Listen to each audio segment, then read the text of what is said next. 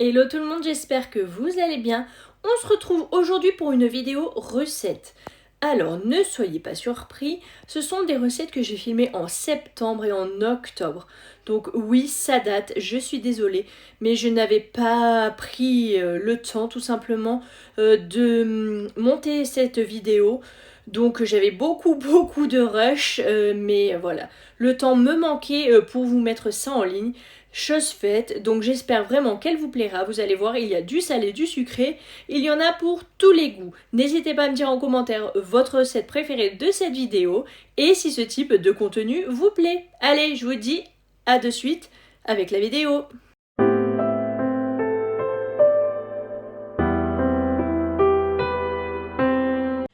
Je vais préparer des pancakes américains pour demain matin. Du coup, il nous faudra de la farine de blé. J'ai pris la T45, il en faut 170 grammes. Là, j'ai du sucre. Donc, c'est du pur canne blond. Donc, je vais en mettre 30 grammes.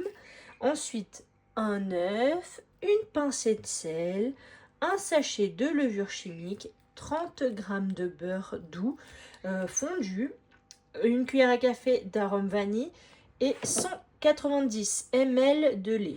Je ne sais pas si vous avez vu, j'ai failli faire une omelette. Alors dans mon saladier, j'ai mis uniquement les ingrédients secs, donc la farine, le sucre, la levure et la pincée de sel. Et là, je vais aller faire fondre mon beurre.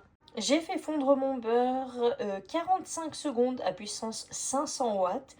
Attention, le beurre, ça éclate, donc il faut vraiment faire très attention. Là, je l'ai mélangé au fouet, il est parfait. Donc, ma petite astuce, c'est de mettre le lait. Je vais mettre les 190 ml de lait dans le bol et je vais repasser 30 secondes à puissance 500 au micro-ondes pour pouvoir bien mélanger les deux. Que le lait, voilà, avec le... Vu qu'il est froid, ça va solidifier le beurre. Désolée, je cherchais mes mots. Donc du coup, c'est pas ce que je veux. Moi, je veux que le beurre se mélange bien au lait.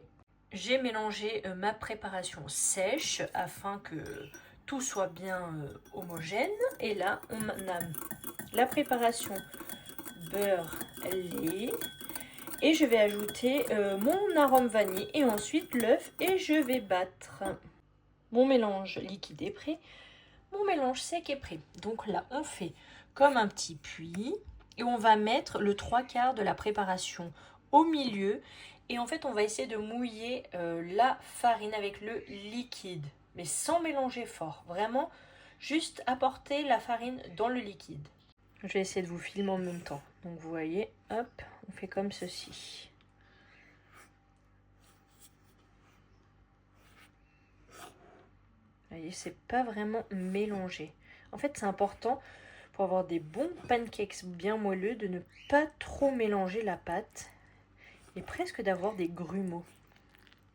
Vous voyez, comme ceci. Bon, une main, c'est pas facile, je peux pas tenir mon saladier, mais vous voyez le principe. Je viens d'ajouter le reste du liquide et je fais exactement la même chose doucement, juste pour enlever ce liquide. Et puis c'est tout. Après, ça sera fini et on laissera poser. Moi, je laisse poser environ 30 minutes, je pense, à couvert. Comme ça, au moins, ça fait bien développer la pâte. Enfin, pas développer, c'est pas le mot, mais reposer la pâte, mais avec un petit peu de condensation, vous voyez. Voilà, la pâte est prête. Je vais m'atteler à une pâte à crumble pour un crumble sucré abricot nectarine qui nous reste d'il y a perpète les embruns. Donc du beurre moulé doux, il m'en reste un peu là, du sucre et ensuite j'ai oublié de sortir la farine et je vais mettre de la poudre d'amande également. Donc amande en poudre et farine. Il fallait 100 g, donc j'ai mis 70 g de farine de blé et 30 g de poudre d'amande. J'ai mis 65 g de beurre doux et 50 g de sucre. Il préconisait 80 g, mais moi 50 g, ça me suffira largement. Là, je vais pétrir avec les doigts. Je vais faire cuire mon crumble dans le Cake Factory. J'ai mis d'abord les abricots et au-dessus les nectarines, mais bon, peu importe, ce sont des nectarines blanches. Alors, il y en a beaucoup, mais j'ai passé tous les fruits parce que franchement, ils étaient pas bons à manger comme ça, ils traînaient dans le frigo. Donc, avant que tout se perde, j'ai tout passé dans le crumble. On en aura pour 2 goûters. Là, j'ai plus qu'à mettre mon petit crumble qui est prêt. par-dessus. C'est prêt. Enfin, c'est prêt. Reste plus que la cuisson. 30 minutes à 200 degrés, donc pour le four traditionnel. Donc moi, je vais voir avec le Cake Factory. Voilà, je vais faire cuire mes pancakes. Donc j'ai mis ma poêle à chauffer et mon crumble est en train de cuire gentiment. Alors moi, je me sers de ma crêpière qui est très très grande pour faire cuire mes pancakes parce que ça va beaucoup plus vite, ça me fait gagner du temps. Donc je fais des petits tas comme ça et une fois qu'on voit des petites bulles et que le contour commence à être un petit peu cuit, eh bien je les retourne mais pas avant. Et ensuite je les laisse cuire de l'autre côté mais un petit peu moins longtemps. Et voilà, je viens de les retourner, regardez. Ils gonflent bien. Ils vont être bien moelleux. Trop bon. Et voilà, mes 12 pancakes sont prêts. Bon, ils ont la forme qu'ils ont. Hein. Pas forcément bien ronds, mais ça, on s'en fiche. L'essentiel, c'est de se régaler. Là, je vais les laisser bien refroidir. Je vais les retourner également de temps en temps et un petit peu essuyer l'assiette au besoin pour pas qu'ils soient trempés. Et ensuite, je les conserverai dans un sac frais, exprès, là, comment on appelle ça? Bah, sac surgelé, je sais plus. Ouais, bon, bref, vous voyez le principe, le transparent.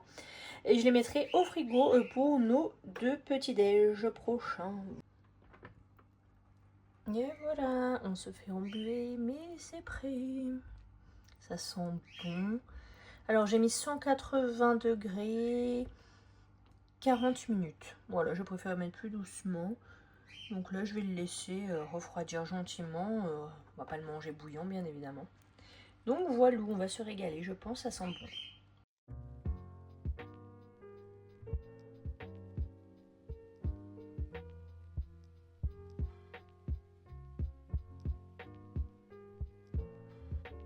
Je vais m'atteler à faire une quiche simple, crème, flardon. Je vais faire la pâte maison, donc j'ai pris du beurre moulé demi-sel, un œuf et de la farine de blé T45. Alors on met 250 g de farine dans un saladier.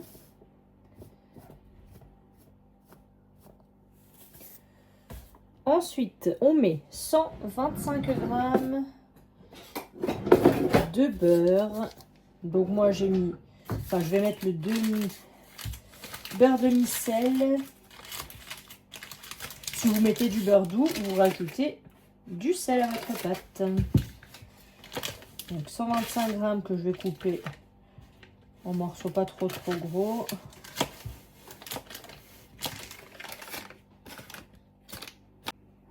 C'est une pâte qui se travaille à la main, donc farine, beurre et si c'est du beurre doux comme je vous ai dit, vous rajoutez du sel. Donc là, avec les mains, on va façonner la pâte. Alors il faut mélanger le beurre à la farine, donc on l'écrase doucement. Et ça prend un petit peu de temps, mais c'est pas non plus insurmontable. Voilà, on doit obtenir ceci. Du sable fin. Je vais ajouter l'œuf que j'ai cassé dans un petit pot pour ne pas avoir à toucher l'œuf. Donc je l'intègre dans ma pâte.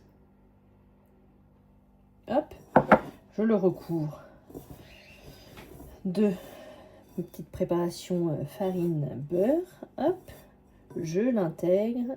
Hop, le jaune, voilà, il s'est cassé.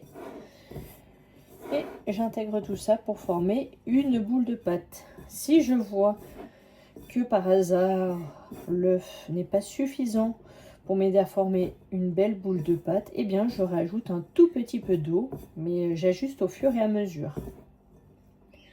Et bien souvent, ce n'est pas nécessaire. Mais là, l'œuf était un petit peu petit, alors peut-être. On va voir.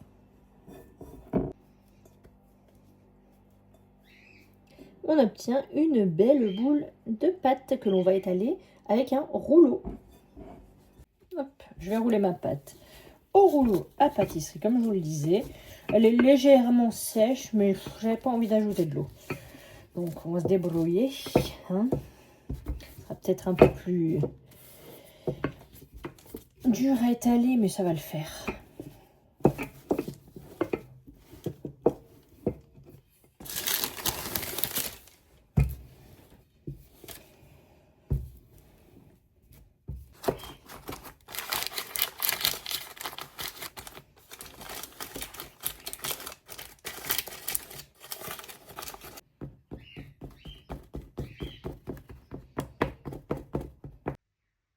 La pâte est prête, regardez, elle est bien jolie. Du coup, je passe à l'appareil à quiche. Pour l'appareil à quiche, je vais mettre ceci, de la crème entière, épaisse à 30%, des allumettes fumées. Il me reste un tout petit peu de ce fromage à tartiner, donc je vais le passer dedans parce qu'il est ouvert depuis, donc voilà. Là c'est mon saladier que je vais me resservir, hein. J'ai fait la pâte dedans, je vais faire l'appareil à quiche dedans. Je prends 3 œufs, je mettrai également du 5B, enfin DB quoi, et du sel fin de Guérande. Voilà, j'ai mis ma crème, il restait vraiment une mini cuillère du fromage nature et 3 œufs. Donc je vais mélanger tout ça. Moi perso, je mets pas de lait. Et chacun fait comme il veut. Après, ça dépend aussi des quiches, des tartes. C'est bon fait. Hein. Enfin, quiche, je pense que c'est avec l'appareil tarte. Je suis pas sûre qu'il y ait un appareil. C'est peut-être ça la différence. Donc, je mets du 5B et du sel, mais pas trop, vu que il y a quand même la pâte qui est salée et là, les lardons. Fromage râpé un petit peu parce que j'ai envie. Hop là. Donc la quiche, ça sera pour 2 repas pour nous 3. Et je ferai des betteraves vinaigrettes avec. Et par-dessus, ma préparation. J'espère que je vais en avoir assez. J'aurais peut-être dû mettre 4 œufs. Je sais pas.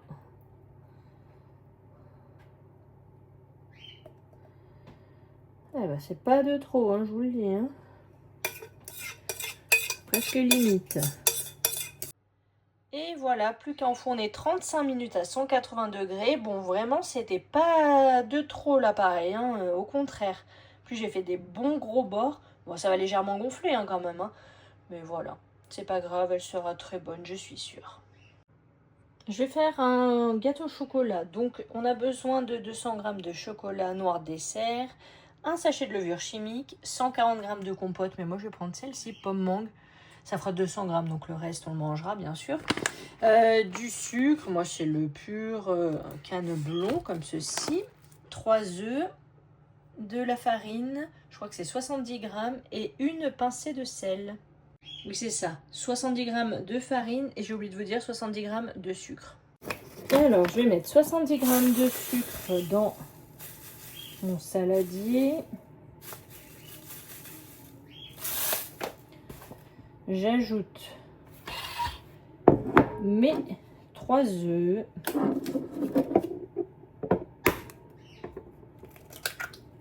Je vais faire fondre au micro-ondes doucement mon chocolat. Vous pouvez le faire fondre aussi au bain-marie. En parallèle, je vais mélanger mes œufs et mon sucre.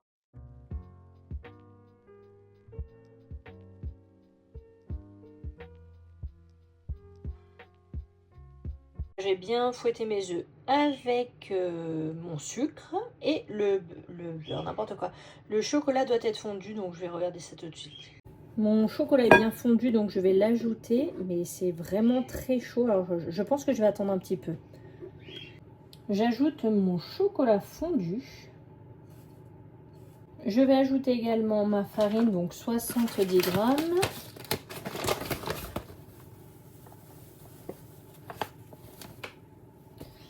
Ma levure chimique, un sachet.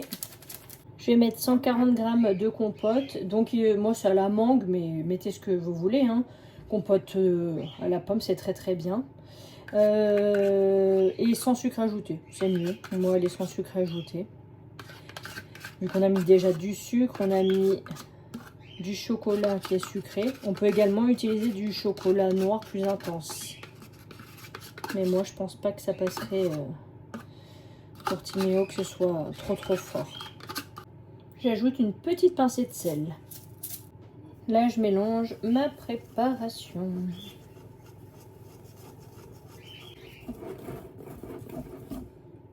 La pâte est bien lisse.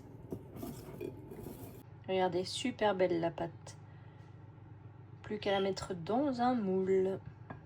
Et voilà, le cake est dans le moule. J'ai fait une petite cata. J'ai cru que j'allais m'énerver avec le papier là pour papier cuisson quoi. Mais ça a été finalement, là c'est limite, alors j'espère que ça va le faire. Mais voilà, plus qu'à l'enfourner. Pour la cuisson, c'est environ 35-40 minutes à 180 degrés à vérifier selon votre four. Et voilà, la quiche est sortie du four, elle sent trop bon. Vous voyez, ça a bien gonflé et ça a bien doré. On va se régaler. J'enfonce de suite le gâteau. Le cake vient de sortir du four, il sent trop bon et il est bien cuit 35 minutes, c'était largement suffisant. J'ai planté une lame de couteau, elle est nickel. Miam miam, on va se régaler au prochain goûter. Ah oui, attendez une quinzaine de minutes avant de démouler votre gâteau pour éviter la cata. Avec mon robot, donc c'est le compact coupe de luxe, je vais préparer un colombo de porc parce que j'ai acheté du porc en date courte, donc je le fais vu que je viens de l'acheter. Colombo de porc, 750 g à 800 g de sauté de porc ou de filet mignon, 500 g de pommes de terre à chair ferme, 2 carottes, une petite aubergine, un oignon, 2 gousses d'ail, 2 cm de gingembre frais, ça j'en ai pas. 750 g de bouillon de volaille, coriandre fraîche, j'en ai pas non plus, 2 cuillères à soupe d'huile, 2 cuillères à soupe rase de poudre à colombo, sel, poivre. C'est pour 4 personnes. Moi du coup je vais rajouter un petit peu de viande et une carotte en plus et voilà. Et je accompagnerai ça de riz. Qu'est-ce que je voulais vous dire? Oui, parce que je le fais pour 2 repas, donc ça fera 5 personnes, disons, parce que notre fils mange une demi-portion, on va dire à peu près. Hein. C'est pas un gros mangeur. Donc, tout d'abord, il faut couper la viande en morceaux, mais moi, elle est déjà coupée, donc je saute cette étape. Et du coup, là, je vais peler, rincer et couper 500 g de pommes de terre et 2 carottes en cubes ou en rondelles. Du coup, c'était des petites pommes de terre, donc je les ai coupées en 4 à chaque fois. Les carottes en grosses rondelles. Il fallait une aubergine, donc je l'ai découpée, la fameuse aubergine qui était bof. Au final, elle avait plein de gros pépins et plein de morceaux noirs comme ceci que j'ai dû enlever. Voilà, voilà. Alors j'ai épluché un oignon et une gousse d'ail. Non, 2 gousses d'ail.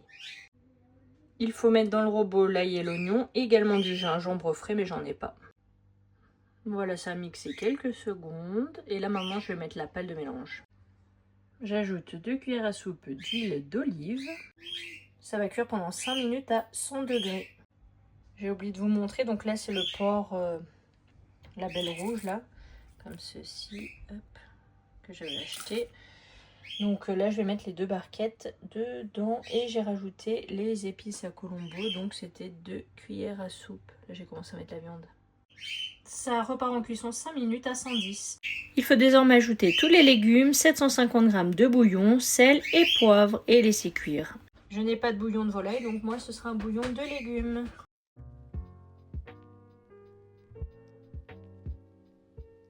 Le colombo a cuit 50 minutes. Alors la viande, elle est bien cuite. J'espère que ça ne sera pas trop cuit, du coup trop bouilli. Ça fait un très gros tupperware. Il y a beaucoup de jus.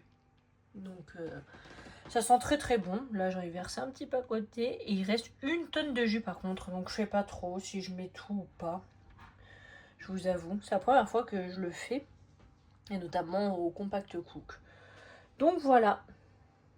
Ce que j'ai fait, j'ai gardé le bouillon là qui restait. Il reste tout ça. Je ne l'ai pas filtré parce que j'ai cassé mon chinois. Mais ça ne fait rien. Je vais l'utiliser soit dans une soupe, soit dans un risotto, soit pour faire cuire.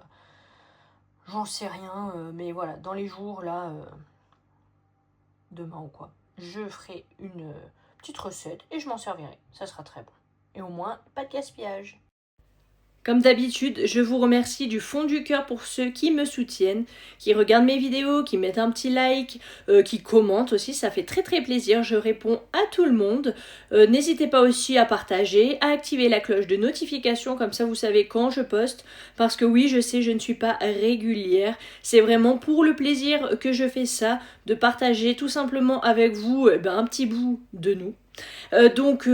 Voilà, dès que j'ai un petit moment, eh bien je filme, je vous poste quelque chose. Mais c'est vrai que ce n'est pas régulier, c'est plutôt aléatoire, disons. Voilà, c'est la fin maintenant de cette vidéo. La prochaine vidéo sera un retour de course. Donc n'hésitez pas eh bien, à venir la voir prochainement. Ce sera samedi à 16 h. Allez, à bientôt. Ciao, ciao.